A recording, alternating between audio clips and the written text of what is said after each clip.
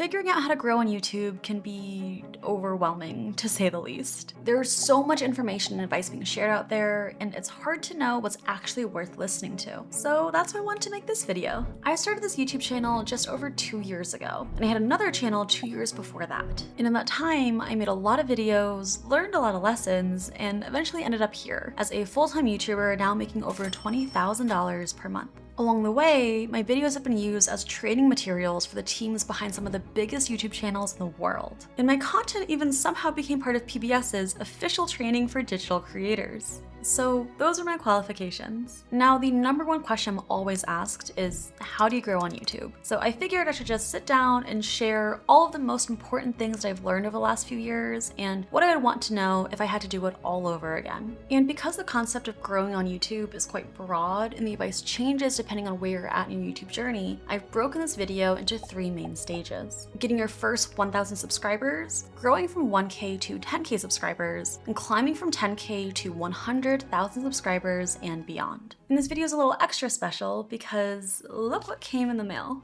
It came about a month ago actually, but I figured I would save it to unbox here with you guys because that just felt right.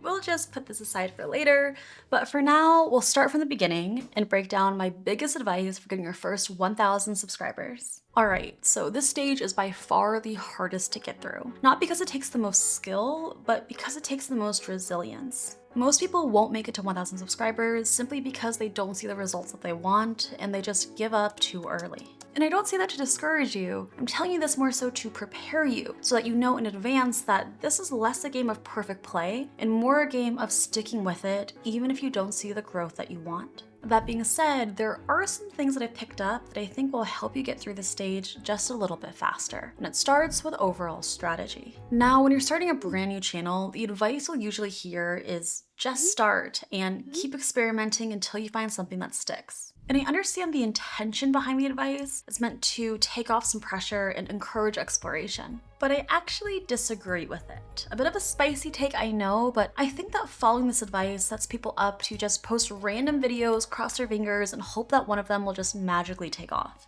And when that doesn't happen, they get discouraged, burn out, and just stop posting altogether. And even if one of those random videos does take off, it creates a different problem. Because now you have a new viewer, someone who discovered you and liked what they saw, and then they go to your channel to check out what else you've made, but every other video is completely different. There's no through line, no cohesion, so they just click away. And YouTube receives the signal that your channel probably isn't worth recommending to many others. That's why, instead of just experimenting and hoping for the best, every new YouTube channel should start with a lane, which is a combination of 2 things: your audience and your value. Who are your videos for, and why do they care? What do they get from watching your videos? That value piece is so important because, and I don't mean to sound harsh here, but the average YouTube video is not interesting and no one owes you their time. I think a lot of people forget that a view isn't just a number. It's a real life person who has intentionally chosen to spend minutes of their life watching your video.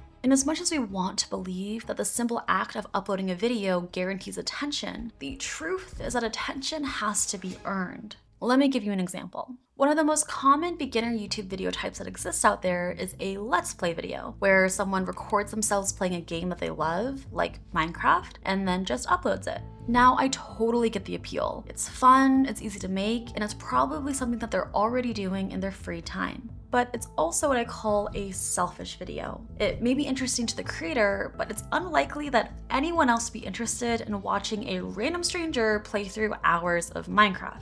Unless you're remarkably entertaining or you already have a pre-existing audience who cares about you, no one's gonna watch your video. Now, this doesn't mean that gaming content can't work, it just means that you need to level up the value. Level 1 could be chilling on Minecraft, which is a selfish video. We could then level that up to something like how I survived 100 days in hardcore mode, which is better. There's more of a challenge there, more of a story, but it has been done many, many times before. So we could level it up one more time to something like, can I beat Minecraft without jumping? There's clear value there. The viewer knows they're going to get a video where they see something they've probably never seen before, most likely with some creative solutions or hacks. There's a reason to care about this video, even if they have no idea who you are. That's the difference between making something for fun and making something that actually grows your channel. Now, when it comes to choosing an audience and value of their own, there are 3 things that I recommend looking at to help you make your decision. First, there's your likes. What do you enjoy doing? What are your hobbies? What are things you could talk about forever? If you don't think you could happily spend the next 10 years talking about it, it's probably not the best fit for you. And second, there's your strengths. What are you good at? What skills, experience, or knowledge do you already have that can give you an edge? Early on, you're learning so many new things, from how to edit a video, to how to properly film yourself, to how to structure a script. So the more you can lean into an existing strength when it comes to the topic of the videos, the better. And finally, if you're having trouble coming up with what type of value you want to provide, I'd recommend looking for inspiration in existing established creators that you look up to.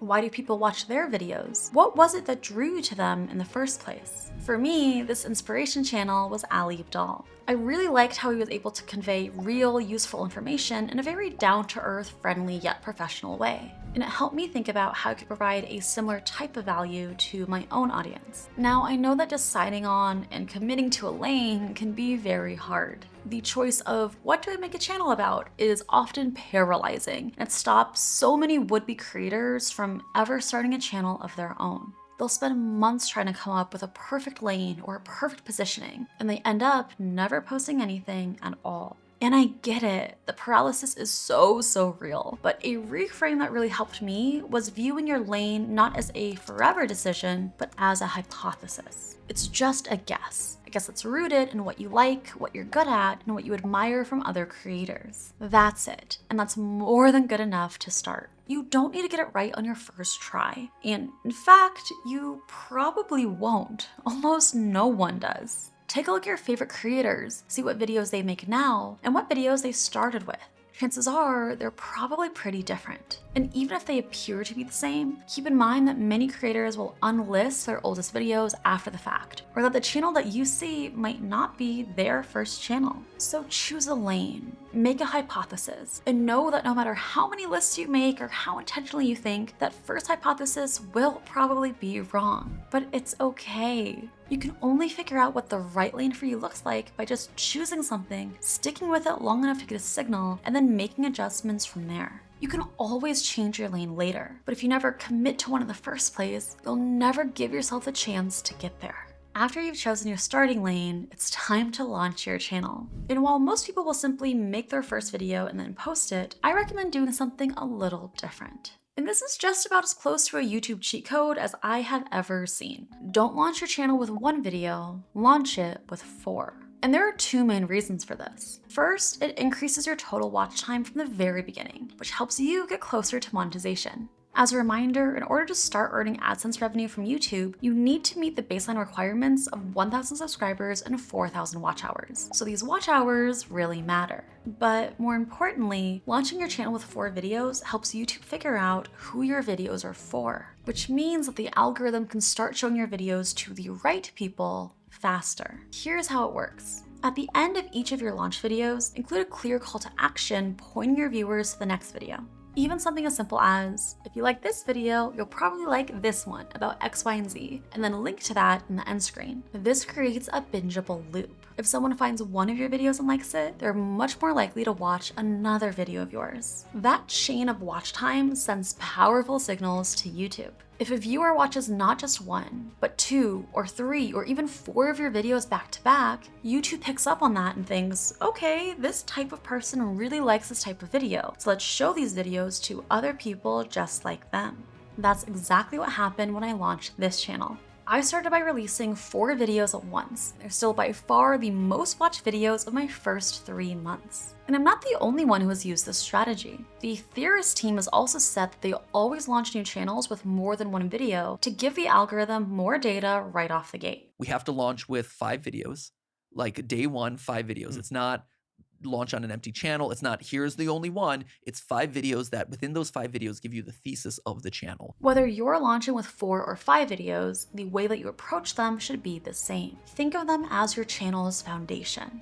If someone were to watch all 4 videos back to back, they should come away with a clear sense of what the channel is about and why they would want to stick around. What kind of value do you offer? What kind of topics do you cover? Even the process of planning out those 4 videos will help you refine your lane. So instead of trying to make the one perfect video that will go viral, focus instead on building a small, cohesive world, one that invites a specific type of viewer to stay. After you've launched your channel, the hardest part is over. You've overcome that initial friction to start, which most people never do. And now, in order to get your first 1,000 subscribers, all you need to do is just keep going. Your first few videos are going to be rough. That's just the reality. And that's okay. They're supposed to be. Mine certainly were. And yes, occasionally you'll see someone whose first few uploads look like Netflix documentaries and immediately take off.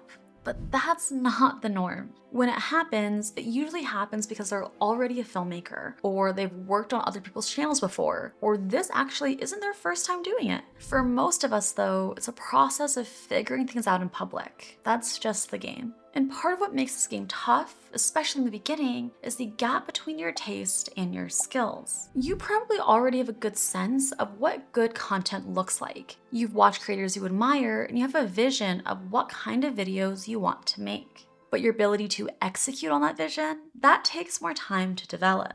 And that gap between what you want to make and what you're actually capable of making can be incredibly frustrating. But the only way to close that gap is through repetition. Better videos come from making more videos. Quantity begets quality. So especially in the 0 to 1K stage, I'd aim to make at least 1 video per week. And if you can, twice a week. Think of it this way. If it takes on average 100 videos to get truly good at YouTube and you post once a month, that's an 8-year-long journey. But if you post once a week, it'll take 2 years. If you post twice a week, you'll get there in just 1. And of course, we all have different capacities, different schedules, and different responsibilities, so you have to pace yourself in a way that feels sustainable. But the important thing is that you're honest with yourself about the trade-off. Less output means slower progress, and that's okay as long as you're aware of it. And if you've been uploading consistently, putting in the effort, and still not seeing the results that you want, it's probably because you're making one or more of these common mistakes. Mistake number 1 is switching lanes too quickly. If you pivot your content every other upload, you're never in one lane long enough to learn what's actually working. I'd give your first lane at least 10 focus videos before making any major changes. You need time to collect signal. On the flip side, the second mistake is not changing lanes at all, even when something is clearly not working. If you've posted 50 videos and they're all the same and nothing is working, it's probably because your first hypothesis was wrong and you need to make a new one. Each upload should be either better or different from the one that came before it. That's how you improve.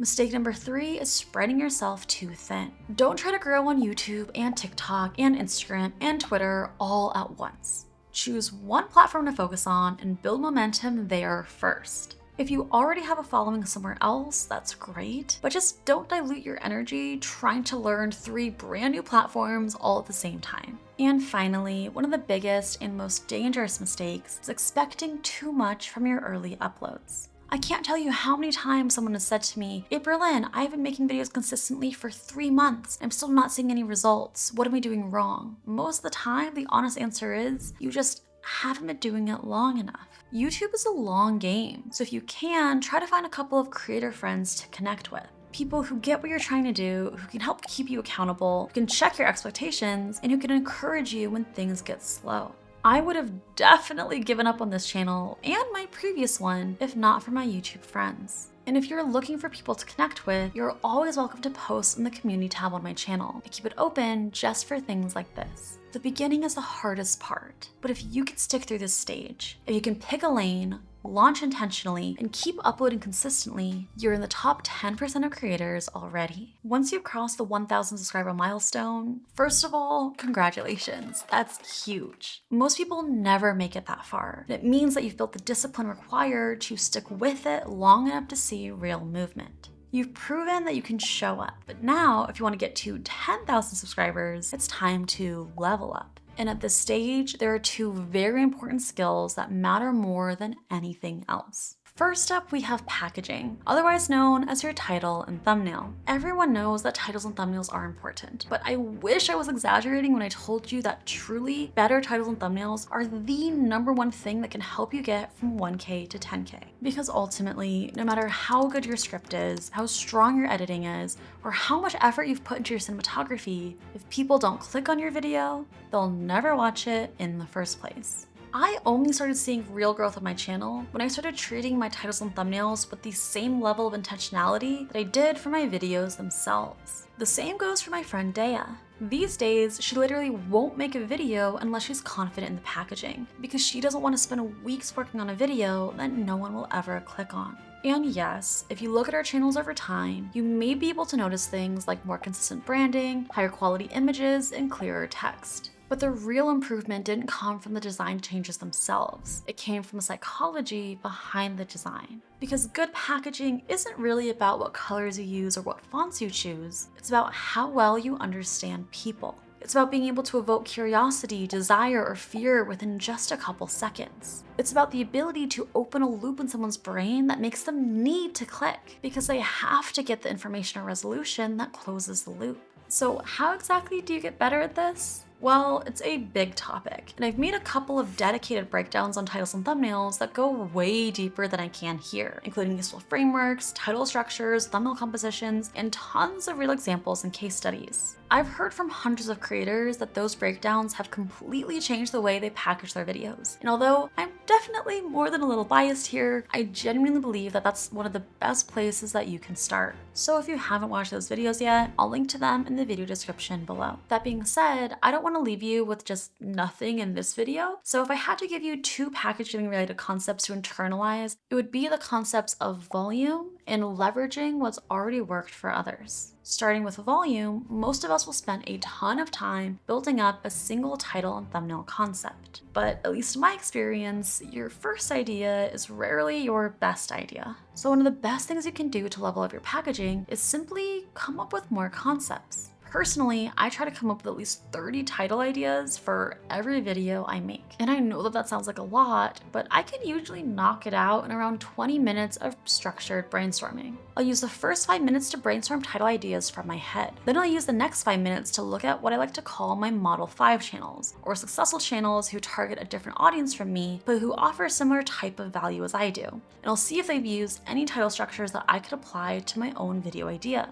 I'll use the next 5 minutes to search for outliers other people have made on my topic, videos that have way overperformed a channel's average, and I'll see if there's any phrasing or keywords that I could use. And finally, I take my last 5 minutes to take everything I've come up with so far and put it into AI to generate even more variations. By the end of this process, I'll typically have a few title ideas in there that are way better than the original I had in mind. And while ChatGPT, Claude, and Gemini are great for this last step, I've been finding a lot of inspiration from a new feature that was just released from my longtime partner, Spotter Studio. In fact, Spotter Studio can help with the entire title brainstorming process.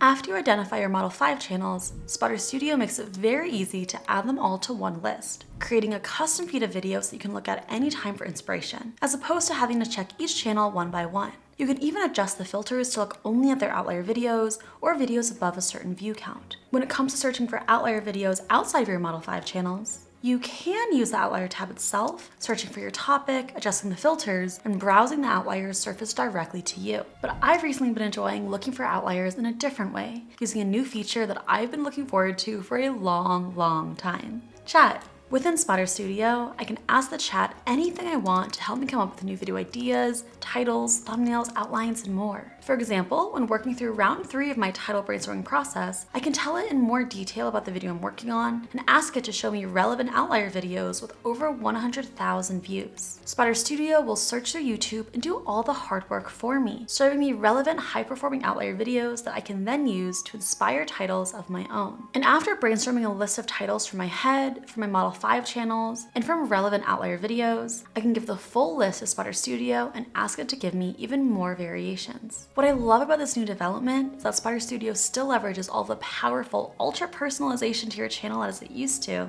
being able to identify and replicate your own thumbnail style, and even identifying what your audience already watches, while packaging all of that power into a new way to brainstorm that's so much more intuitive to navigate and fine-tune to your liking. If you're already a Sputter Studio member, congrats! You already have access to chat. And if you want to try it out for yourself, I'll leave a link in the video description below to try out Sputter Studio for 14 days absolutely free, which I highly recommend taking advantage of so you too can use it to have better brainstorming sessions. And I'll leave a link to my free title brainstorming template below if you want to try out this process for yourself. And you may notice that a decent chunk of my title brainstorming time is allotted to looking at videos that have already worked well for others. That's because if a packaging concept has already worked well for someone in the past, even if they're in a different niche from you, there is a much higher chance that some version of it will work for you too. And this applies to thumbnails as well. Recently, I wanted to make a video that was structured around a 90-day system. So one of the first things I did when brainstorming thumbnail concepts was look for other high-performing videos related to sharing a system, a plan, or a 90-day framework. Even though the videos were in different niches, I can notice some similarities in how the thumbnails were composed and what elements were often the main characters and supporting characters. I was able to apply those insights to my own thumbnail, and the result was a video that has overperformed the last 9 videos before it. So if you're in the 1K to 10K stage and you're wondering what's holding you back,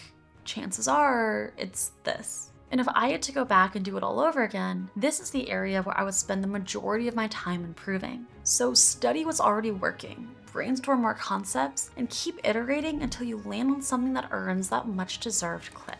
Now that you're getting clicks, the only thing stopping you from 10,000 subscribers is generating enough momentum. Because in order to keep growing, you need to be able to turn one great video into a second great video, and then a third, and then a fourth. And the easiest way to do that is by doubling down on what's already working for you.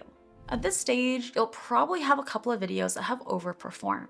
They don't need to have gone viral in order to count. If you normally get 300 views per video, for instance, and one video gets 1,200 views, that video is an outlier. And these outliers are absolute gold mines because they signal to us that there's something in there that's attracting a wider audience. Once you've identified an outlier, the next step is to develop it into something that I like to call a video recipe, which is a repeatable content bucket comprised of a consistent audience, value, format, and vibe.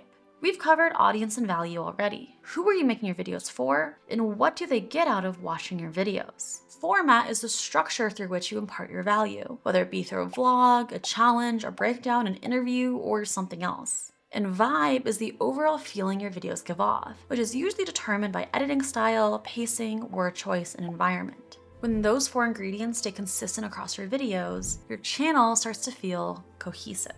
Viewers who like one video are much more likely to enjoy the next. And when this video recipe is developed from an outlier video, that's what builds momentum, effectively attracting new viewers and getting those viewers to stick around. Now, I'm not telling you to make the same video over and over again, but there should be a clear enough through line that ties your channel together. When in doubt, a good rule of thumb to go by is the 80% rule. Ask yourself, would 80% of the people who liked your last video be interested in your next video? If not, you're probably making the wrong video. So identify your outliers, turn them into video recipes, and keep creating within that framework. Because the clearer your recipe is, the easier it is to make consistent, repeatable content that actually grows your channel. Now, as you dial in your packaging and start doubling down on what works, it's natural for your upload frequency to take a little bit of a hit.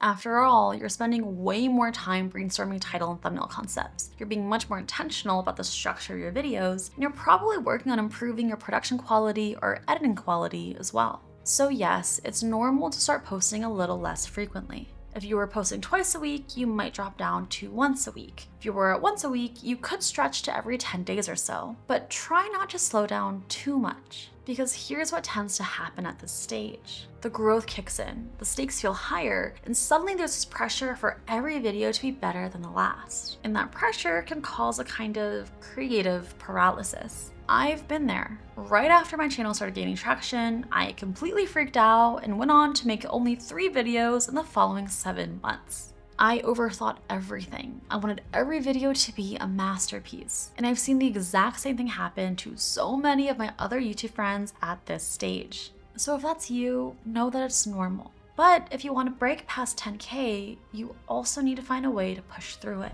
because momentum can only build if you keep uploading. Now, at this point, as your channel starts to grow and you start gaining more visibility, something new tends to enter the picture: brand deals. And while it may feel like your big YouTuber moment, I have a potentially spicy take here, but it's a take that I do genuinely stand by. Don't take brand deals at this stage. Unless you're in a tight financial situation and really need the extra income, I genuinely recommend holding off. And I know it can feel really exciting to get your first brand deal offer, because on the surface, it feels like easy money. Just mention a product and get paid for it. But in reality, brand deals are a lot of work and they slow you way down. They make your production process longer, they add extra layers of back and forth and approval, and they can even hurt your video performance if the integration doesn't feel seamless and if it hurts retention. But more than anything, brand deals shift your focus. It's unlikely that you're going to get anything significant at this stage in your YouTube journey, and it's so much better to spend your time just trying to get to 10K through making better videos, through leveling up your packaging, or by doubling down on what works, rather than spending countless hours juggling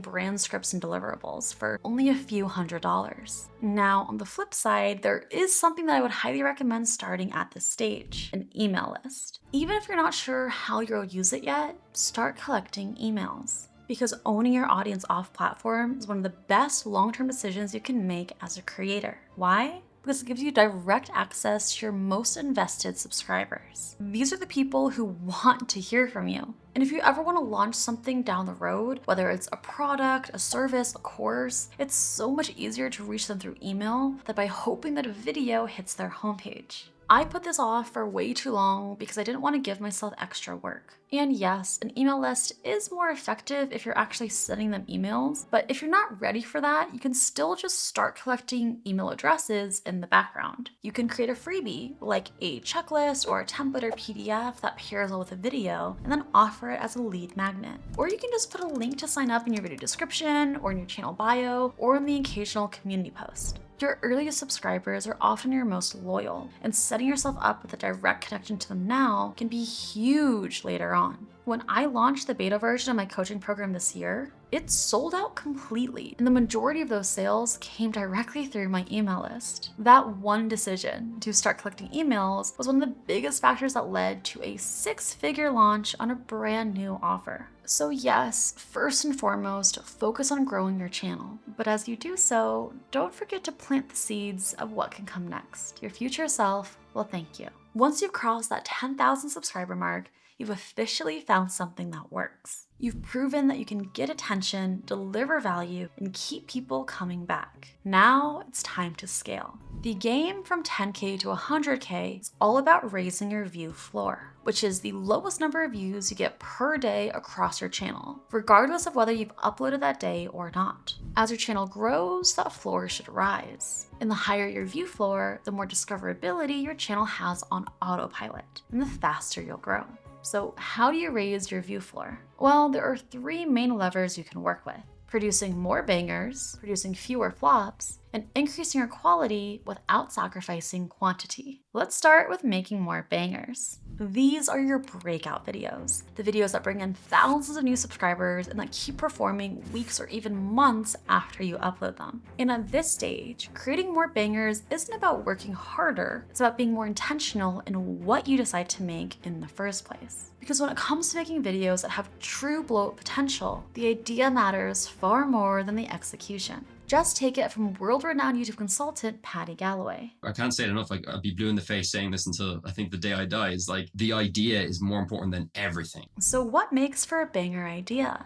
In my experience, there are 3 main signals that can tell us if an idea has a high view potential. First, that some version of the idea has been executed before and has already gotten massive results. Second, that the topic taps into something that has broad appeal, what we'd call a high TAM, or total addressable market. And third, that the idea profoundly triggers one or more of the 3 click-worthy emotions: curiosity, desire, or fear. When you're trying to grow from 10K to 100K, you have to be far more discerning about what you say yes to. If a video idea doesn't meet those 3 major signals, then it probably shouldn't get made. Now, not every single video you make needs to go viral. I do believe that everyone should leave at least some space for experimentation and artistic expression. But if your goal is to grow, at least 80% of the videos that you make at this stage should be designed to attract a wider audience. To find those banger ideas, start ideating regularly. And I don't just mean whenever inspiration strikes. Make ideation a true habit. Some of the biggest YouTubers in the world aren't necessarily the best filmmakers, they're just the best ideators. Take Ryan Trahan, for example. Every single day, without fail, he'll brainstorm 10 new video ideas. It's a muscle that you can build. And while you don't need to write down 10 video ideas per day like Ryan, developing your own system to collect new ideas and inspiration is one of the best things that you can do. Personally, I like to take screenshots of videos that spark something in me. These videos don't need to be in my own niche. There just has to be something in the packaging or premise that makes me think, there's something good here. I'll drop them all into a running Notion doc, and then reference them whenever I sit down to brainstorm. After you developed a habit of idea generation, the real growth comes from effective idea filtration. Not every video idea you come up with is going to be a winner. So to evaluate the quality of my ideas, I run them through a set of pretty strict criteria. Is this idea feasible to execute within my current time and resource constraints? If someone saw this video but had no idea who I was, would they still be interested in it? Would at least 80% of my existing audience want to watch this? Does this idea have the potential to hit my view goal? Is there enough proof of prior success to make me feel confident? Does this idea fit within one of my existing video recipes? If not, does it have the potential to turn into its own video recipe? Can I come up with a strong title and thumbnail for this idea? And finally, the real kicker, can I make this idea something that feels uniquely mine? Because if you truly want to make a real banger, you can't just copy someone else's idea. While proof of prior success is a powerful signal, a clone of a successful video will never perform as well as the original. So while much of your growth up to this point may have come from studying what's worked well for others, if you really want to grow to 100K, you have to start leaning into what makes you different, what makes your videos special. For me, I realized that people responded most to the level of depth that I went into. The research, the case studies, the visuals I created to break things down. That became a part of my signature style. And once I saw that it was resonating, I made a point to double it down on it and apply it to nearly every video that I made. So when you're evaluating an idea, don't just stop at, how's this worked for someone else before? Go one step further and ask, how can I make it mine? What makes your videos different from others in your space? What do most people comment on? What do you enjoy doing that others don't? The more you lean into your unique differentiator, the harder it is to compete with you, and the more likely your videos are to stand out and blow up. With a focus on better ideas and leaning into your differentiators, you'll start to produce more bangers. But if you want to raise your view floor, you're also going to need to start producing fewer flops. Now let's get one thing clear. No matter how good your ideas are and how much experience you have, flops will happen. So when a video of yours inevitably underperforms, the first thing to do is ask, was this a click problem, a watch problem, or an idea problem? If it's a click problem, it means that your packaging didn't land. The title and thumbnail didn't spark enough curiosity, or they weren't clear or compelling enough. In this case, you can often revive the video by reworking the packaging, whether it's a new title, a new thumbnail, or both. If it's a watch problem, you need to go deeper. Pull up your retention graph and take a look at what people are dropping off. Did you lose them in the first 30 seconds, or was it a steady drop throughout? Were there any particular sections that drove people away? If your average view duration is lower than it typically is, then there's something in your delivery that you can learn from. And if both your packaging and your retention look solid, it's most likely an idea problem, which means that the concept just wasn't strong enough to begin with. Maybe the TAM was too small. Maybe the idea didn't appeal to new viewers. Maybe it wasn't emotionally resonant enough. If that's the case, the best thing you can do is go back to your ideation filter and ask, what could I have added to my idea criteria that would have stopped this video from getting made? After a flop of mine that broke down how Mark Rober goes viral, I realized that it's quite difficult to generate enough interest for standalone case studies on any creator other than MrBeast. That realization led me to add a new filter to my ideation criteria. The more flops you have, the more specific your own ideation criteria can become. And that's a good thing, because ultimately the goal isn't to avoid flops forever, it's to make each one count. To use them as data to build out your own internal playbook. That's how you reduce your number of misses over time and steadily increase your hit rate. As you start producing more and more bangers and fewer flops, your view floor will naturally begin to rise. And as it does so, there's one final lever to focus on if you want to scale all the way up to 100K. Increasing your video quality without sacrificing your quantity. Never an easy thing to do, I know, but it's one of the biggest drivers for long-term growth. And the best way to make it happen is by reinvesting in your channel. This is the stage where I'd finally start accepting brand deals. Not just for the extra income, but for the ability to reinvest that money into buying back your time and energy so you can create more videos without burning out. And to figure out exactly what you should be investing in, I'd highly recommend doing a time audit. Just open up a doc and list everything you do in your video creation process. Literally everything. Think through the entire journey, from brainstorming to scripting, filming, editing, packaging, uploads, emails, everything. Then for each task, estimate how long each thing normally takes you. Once you've got that down, ask yourself 4 questions for each task. Could this be eliminated? Does it actually need to happen? Could this be shortened or simplified? Are you overcomplicating something that could be done faster? Could this be automated? Is this something a tool could streamline? And could this be delegated? Is this something a potential hire could help with? When it comes to that last question, it can be useful to ask, in a perfect world, who would be doing this? Even if that role doesn't exist yet, and even if you haven't made any hires yet, this will help you start building out an ideal vision of what your team and process could look like. For example, maybe scripting is something you love doing, so you want to keep that. But maybe editing takes forever. You realize that that's someplace where you could really use some extra support.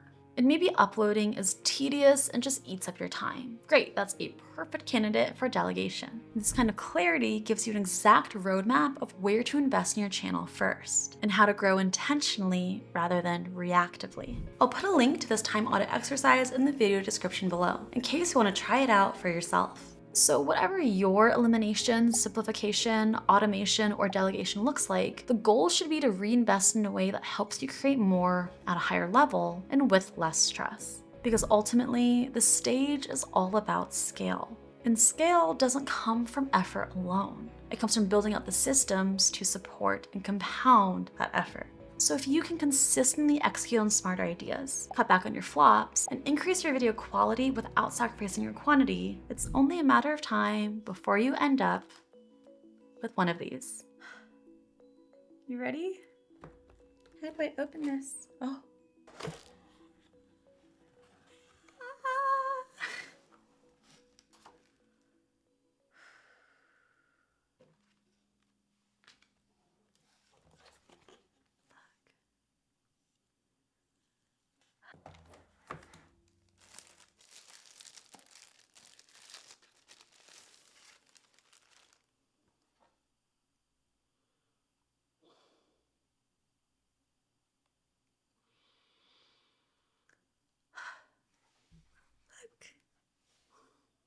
It's so hard to believe that we're actually here and that I'm actually holding this in my hands. Whether you've been a subscriber from before my first 1,000 or you've just now joined recently, truly thank you so much for being here. And if I could leave you with one final piece of advice, it would be to never, ever stop believing in yourself. People are going to call you crazy. People aren't going to see your vision, but you need to be there to believe in yourself. After every video that doesn't perform as well as you hoped it would, you need to be able to tell yourself, this video doesn't matter. The next one is going to be a banger. And then you have to repeat that to yourself as many times as it takes before it becomes true. Understand that growth is not linear. It's like planting something. The roots grow first, underground, building a foundation, but they're completely unseen. And then one day, without warning, the stem breaks through. Everyone sees it and celebrates it when it happens, but the roots were there the whole time. So if you're in the thick of it, whether you're psyching yourself up to finally start your channel, or if you're very deep in the grind to 100K, keep believing in yourself. Because as long as that's true, it's only a matter of time before you're holding one of these yourself. This month's featured creator is Aprilynne. She's an artist making these beautiful, soft, reflected videos about creativity. You can really tell how much effort, heart, and intention she puts into her videos. Let's be kind and supportive and go check out our videos and leave a nice comment. I know it would mean the world. Here are the rules to be chosen for next month's featured creator. Each featured creator is participating in the 90-day YouTube challenge, and if you want to join in, just watch this video to learn about the challenge and then post your video using #Aprilynne's challenge.